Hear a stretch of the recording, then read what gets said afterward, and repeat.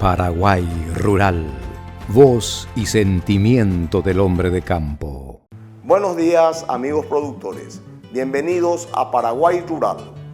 En una visita a nuestro país tuvimos la oportunidad de compartir con el médico veterinario Gabriel Bo, máster en ciencias veterinarias, quien nos habla de las actualizaciones técnicas en la materia de IATF. Vamos al material.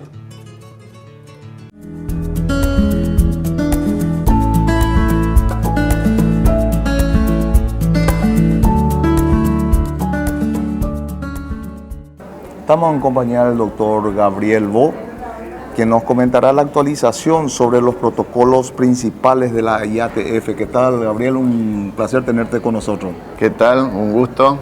Muchas gracias por invitarme. Y bueno, los protocolos de IATF hoy ya son una realidad en toda la región, tanto en Paraguay como en Argentina, como en Brasil y Uruguay.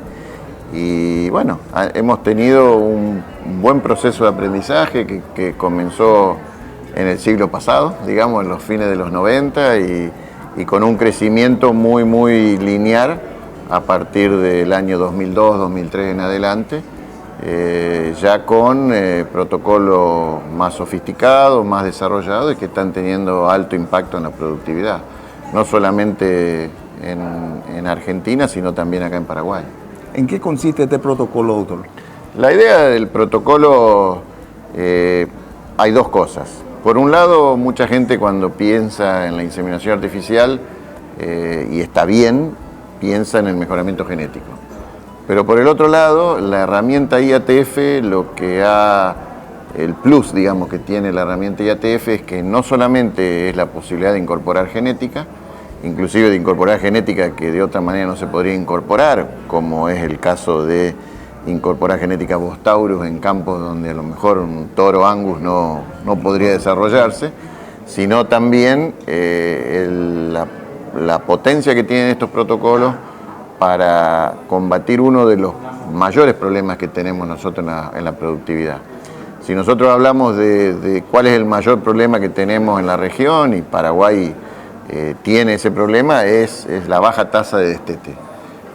¿A qué se debe a la baja tasa de destete? Principalmente a que las vacas no quedan preñadas enseguida después de parir. Entonces tenemos un intervalo entre partos muy largo. Estos protocolos te permiten, a través del uso de una combinación de hormonas, que son las mismas que usa la vaca, adelantar esa ciclicidad de la vaca para tener una mayor, principalmente aumentar lo que llamamos la cabecera de parición. Entonces se pueden tener altas tasas de preñez en periodos cortos de tiempo, combinando la IATF con un servicio con toro. Entonces uno puede llegar a tener buenas tasas de preñez en un periodo de 90 a 100 días, como hemos visto ya resultados de campos en Paraguay que vienen implementando esta tecnología ya hace varios años y que realmente vemos las mejoras que tiene. ¿Cuál es la etapa, digamos, la duración para volver a preñar a la vaca? ¿Cuál es lo ideal? En general las vacas, después que paren, van a tener un periodo de que el útero se tiene que volver a acomodar, que se llama periodo de involución uterina, que es más o menos 30 días. Y después de los 30 días vamos a tener un periodo muy variable que va a estar directamente relacionado con la condición corporal al parto, hasta que la vaca comience a mostrar celo y esté en condiciones de preñarse. Ese periodo, si la vaca está en buenas condiciones, pare con buena condición corporal, no es más a 60 días. Si la vaca pare con menor condición corporal, puede llevar a 120 días. O hay algunos trabajos que se han hecho que hay vacas que han tardado hasta 6 meses en llegar. Y nosotros, para tener el mayor uso eficiente del recurso nuestro, que es la pastura, nosotros tenemos que tener un intervalo entre partos de 365 días, o sea que la vaca tenga un ternero todos los años. Para eso, todas las vacas se tienen que preñar dentro de los 85 días posparto. Entonces, si la vaca tiene un periodo de anestro muy largo, no va a preñarse dentro de los 85 días. Entonces, lo ideal es decir, bueno, cuando mis vacas están ya con 40 días posparto, puedo empezar a utilizar estos tratamientos hormonales para que preñara estas vacas al principio entre los 60 y 70 días, y la que no se preñe, que ya empiece a ciclar para que después o la preño yo con una nueva inseminación o se preña con los toros. Entonces ese es el tema, ¿no? Es darle el puntapié inicial al servicio para poder tener mucha tasa de preñez al principio del servicio. Esto debe ir acompañado también de un buen manejo nutricional, un buen manejo sanitario. Nada es milagroso. Y las hormonas no son milagrosas, porque nosotros usamos las mismas hormonas que produce la vaca. Ahora que hay tanta discusión acá en Paraguay con respecto a los europeos y demás, también lo vamos a hablar cómo es el tema, pero si uno aplica un tratamiento hormonal y no lo acompaña con un manejo nutricional, y si no tenés un buen programa sanitario, todo lo que hiciste o todo lo que intentás hacer con la inseminación lo vas a perder porque las vacas te abortan. Entonces, lógicamente, es un proceso de aprendizaje en el cual tiene que estar incorporado el profesional, tiene que estar incorporado el dueño de la estancia, el personal. Las vacas tenemos que empezar a aprender a suplementar los animales, tenemos que aprender a tratar de que las vacas paran con una buena condición corporal, manejar la identificación individual de las vacas, es decir, son muchas cosas que se inician con la IATF. Entonces la IATF es el punto de partida para después empezar a hacer un montón de cosas que son necesarias para realmente tener una mejor productividad. Y eso también, doctor, diríamos, ¿hay un solo proceso o hay varios procesos de...? Son varios procesos, por eso, bueno, yo creo que hoy el veterinario moderno no solamente tiene que ser el que palpa las vacas, sino que hoy el que insemina las vacas. El veterinario moderno tiene que estar metido no solamente en el proceso de la inseminación propiamente dicho, sino que tiene que estar metido en el proceso de la planificación, tiene que trabajar con el ingeniero agrónomo en la planificación forrajera. Tenemos que, por ejemplo, uno de los problemas que yo sé que hay en Paraguay es el tiempo que le lleva a las vaquillas para empezar a ciclar. Todavía hay campos en el Paraguay que las vaquillas recién se preñan con 36 meses. Si vos tenés vaquillas que recién se preñan con 36 meses, el 41% de tu estancia está dedicado a animales que no producen nada. Porque tenés las destetadas, las de 1 año, las de 2 años y las de 3 años hasta que se preñen. Entonces, casi el 50% de tu rodeo es improductivo. Si vos disminuís esa categoría a un servicio de 24 meses, ya te sacás un buen número de animales que lo podés aprovechar con vacas preñadas. Y si después vos haces lo que vimos en varias charlas que se están haciendo ahora en Brasil, donde ya con vaquillas Nelor están inseminando con 15 meses, vos aumentás mucho más la producción. Entonces, en el mismo lugar que vos antes tenías 500 vacas de cría, ahora podés tener 700. Y eso indudablemente se traduce en ganancias en kilos de carne, en productividad y en dinero.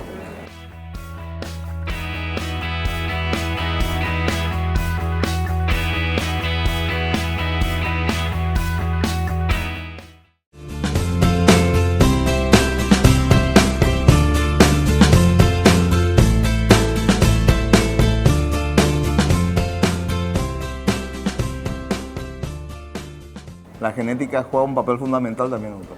La genética juega un papel fundamental y la genética objetiva.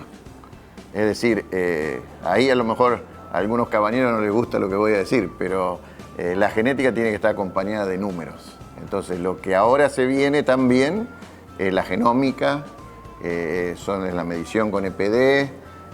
Bueno, entonces eso lleva a que uno puede seleccionar a los toros sin necesidad de verlos.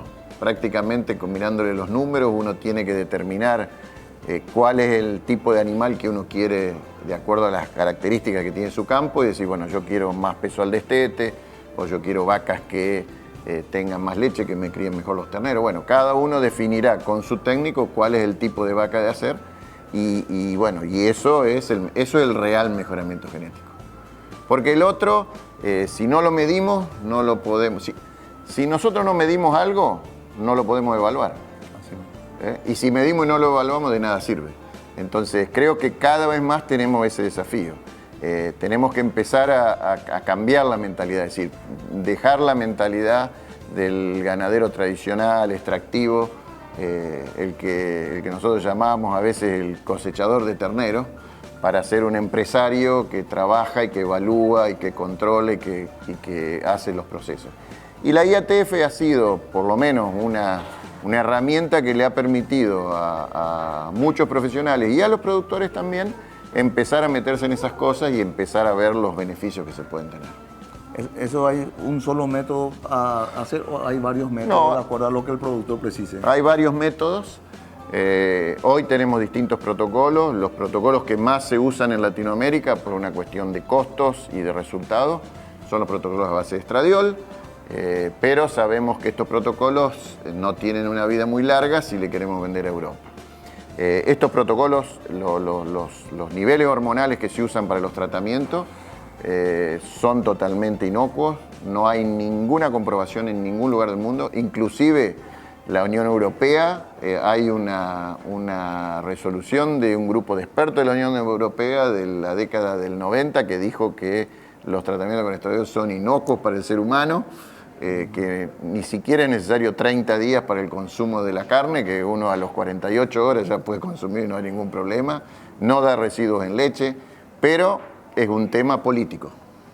Ya. Es un tema de la presión que cada vez hay más en Europa, de los grupos verdes, de los grupos medioambientalistas, y que ellos ven al estradiol como el cuco, digamos, para decirlo así, sinceramente. ¿Por qué? Porque se hicieron experiencias con ratones en la década en 1940 con dosis muy suprafisiológicas y que daban la tendencia que el estradiol podría ser cancerígeno. Pero en las dosis no tienen nada que ver con lo que usamos las vacas. Nosotros usamos dosis totalmente fisiológicas y no hay ningún riesgo. Por eso yo le digo a la gente, coma la carne que no va a tener ningún problema. Nosotros no somos los cucos que le vamos a hacer que la gente empiece a hablar finito y esas cosas, porque no pasa nada con el estradiol. Pero tenés dos posibilidades. Cuando vos querés vender carne, ¿quién es el que tiene el poder? El que paga. Así y si el que paga no quiere que vos no trates las vacas con estradiol, hay que usar tratamientos alternativos. Y hoy, gracias a Dios, tenemos tratamientos alternativos que pueden llegar a reemplazar el uso de los protocolos con estradiol. A lo mejor van a ser un poquito más costosos, pero van a ser no tanta la diferencia. Y por suerte tenemos una herramienta muy importante, una herramienta hormonal muy importante para preñar las vacas de anestro, que se llama gonadotrofina coriónica equina. Y mientras nosotros podemos utilizar la gonadotrofina coriónica equina, en lugar de administrarle el estradiol, lo que vamos a hacer es darle esa hormona para que el folículo, que es el que va a ovular en la vaca, produzca ese estradiol y nos permita tener buenas tasas de preñez. Esto ya se está utilizando en varios países, ¿verdad? Sí, en Uruguay, por ejemplo, ya se viene utilizando porque, bueno, sabemos todo que Uruguay directamente, como ellos participa, su mercado europeo es mucho más grande que el que tiene Argentina y Paraguay. Entonces, ellos decidieron directamente prohibir el uso del estradiol y ya vienen usando GnRH desde hace un año por lo menos. Y las experiencias que hemos visto de los investigadores uruguayos con respecto a las tasas de preñez con protocolos de IATF, utilizando con protocolos con GnRH, son muy parecidas a las que se tienen con los protocolos con estradiol. Bueno, habrá que hacer algunas adaptaciones en ganado más cebuino y qué sé yo, pero yo creo que la oportunidad está y lo que hay que hacer es perfeccionar. No es que se nos va a caer la IATF por hacer esto. En Argentina lo que se está haciendo ahora, por lo menos mientras tanto, es los campos que están certificados por la Comunidad Económica Europea están empezando a usar esos protocolos y el resto del país sigue usando el protocolo con estradiol. Bueno, doctor, para ir culminando, ¿algunas recomendaciones para el productor en todo este trabajo? Yo creo que la principal recomendación para el productor es tratar de asesorarse bien, tratar de trabajar con profesionales idóneos que lo puedan asesorar y medir. Y empezar a medir y a ver, y que no es solo hacer IATF. Porque yo trabajo con embriones desde hace, bueno, no quiero decir cuánto porque hace mucho, pero bueno, desde la década del 80 que trabajo con embriones. Y muchas veces uno se ve se encuentra con productores que quieren empezar a hacer embriones y capaz que no tienen ni un 50% de preñez en la estancia. Entonces, bueno, hay que empezar, no hay que empezar de la cabeza para los pies, sino de los pies a la cabeza. Entonces, creo que esto es un proceso de aprendizaje.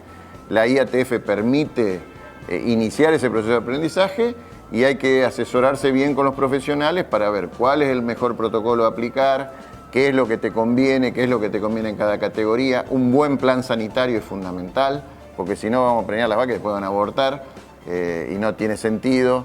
Y un muy buen plan nutricional. Un profesor mío, el doctor Ruben Maple de Canadá, siempre dice que la reproducción entra por la boca. O sea que sin nutrición no hay reproducción. Y eso creo que es el mensaje que tenemos que tener.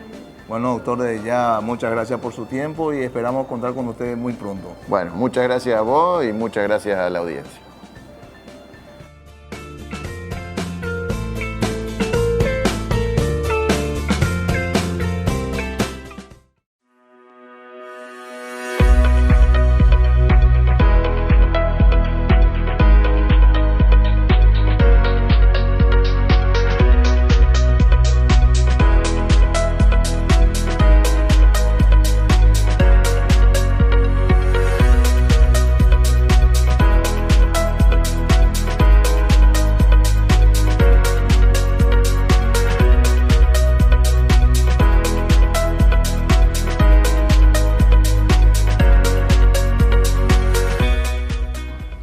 Las cámaras del Grupo TV Rural llegaron hasta el departamento de Misiones y estamos en compañía del doctor Héctor Cabral, asesor comercial de Indaval Sociedad Anónima. ¿Qué tal, Héctor? Un placer de tenerte aquí con nosotros. El placer es mío, César. Gracias por venir aquí a este establecimiento que hoy abrimos las puertas para mostrar un poco desde adentro lo que hacemos día a día. ¿Puedes comentarnos qué tipo de trabajo vienen realizando aquí en Carnes Misiones? Bueno, este es un establecimiento que yo lo vengo acompañando desde el año 2018, desde que reabrió sus puertas después de la caída del 2011 de Lactosa. Reabrió nuevamente en el 2018 y desde ese entonces nos especializamos en trabajar con grano entero. El trabajo que hacemos aquí es netamente a grano entero, o sea, la terminación es a grano. Ahora empezamos un poquitito a probar otros sistemas como el engorde con voluminoso, pero optamos finalmente por dejar otra vez ese sistema para la recría. Nos enfocamos en la terminación solamente con grano. ¿Por qué grano entero, Héctor? Bueno, el trabajo que hacemos aquí es bastante grande, diríamos, un volumen importante de animales. Y si nosotros vamos a engordar 6.000 animales con voluminoso, calculándole 20 kilos nomás por cabeza, necesitamos 120.000 kilos por día. O sea, una cantidad abismal de alimento. Pero para engordar con grano, 6.000 animales es 30.000 kilos de grano, ¿verdad? 30.000, 36.000 kilos de grano. Entonces eso sí es una cantidad manejable. La versatilidad que nos da el grano entero es que es fácilmente escalable, o sea, puedes empezar con 1.000 y llegar a 6.000 sin ningún problema, ¿no? Entonces eso estamos usando ese empuje, ese motor, diríamos, que nos permite aumentar bastante el volumen de producción. Años de trabajo aquí en el establecimiento con muy buenos resultados. ¿Puedes comentarnos esos resultados que han obtenido, Héctor? Sí, nosotros venimos trabajando con este sistema, con el doctor Oscar Moreno, desde el 2018. Justamente nos tocó la pandemia, no paramos durante la pandemia, al contrario, los mejores resultados tuvimos en ese entonces, los resultados económicos, porque compramos maíz a buen precio, ¿verdad? Y después la carne subió de precio, entonces esa ecuación hizo que nos dé mucho margen.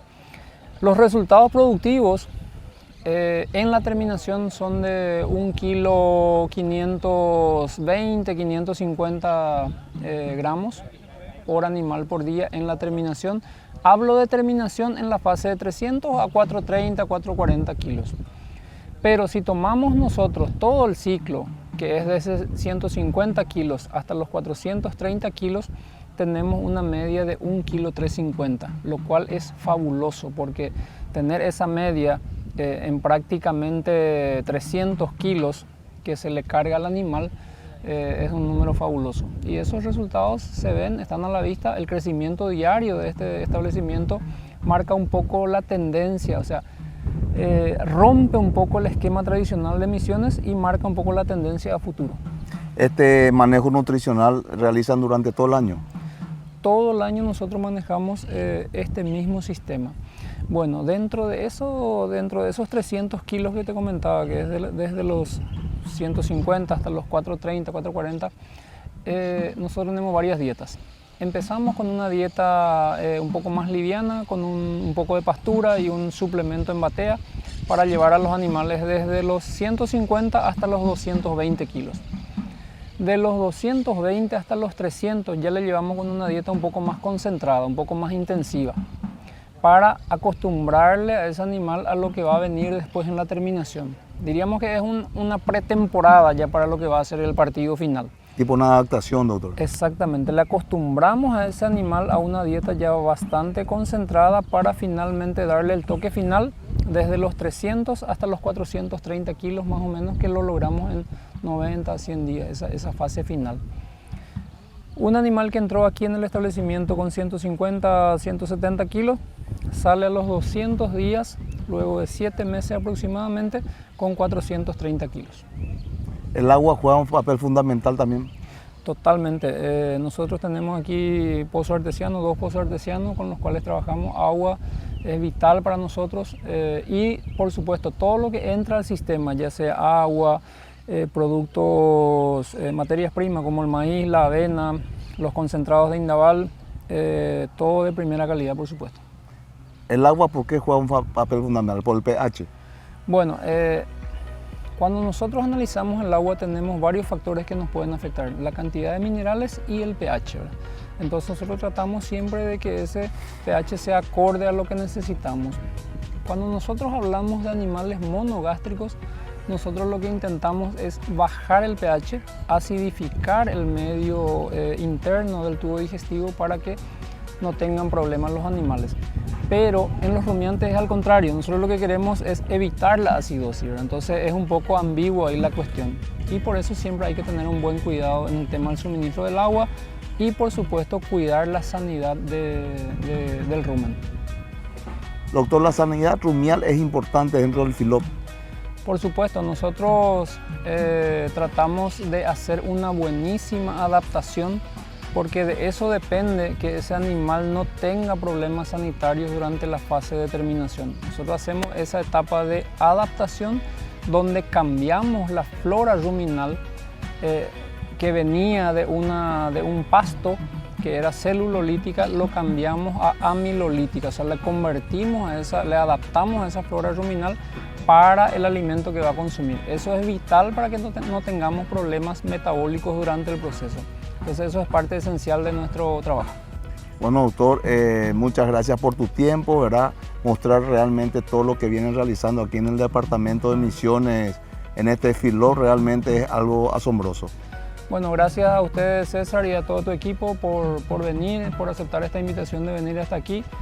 Lo que queremos un poco es difundir lo que hacemos en esta región. Esta región tiene un potencial de crecimiento todavía muy grande. El techo está muy lejos todavía, muy alto todavía. Es una zona que se está desarrollando en forma agrícola y cada vez vamos a tener más materia prima para engordar animales y menos superficie de campo para hacer en forma extensiva. Así que la ecuación perfecta para confinar los animales.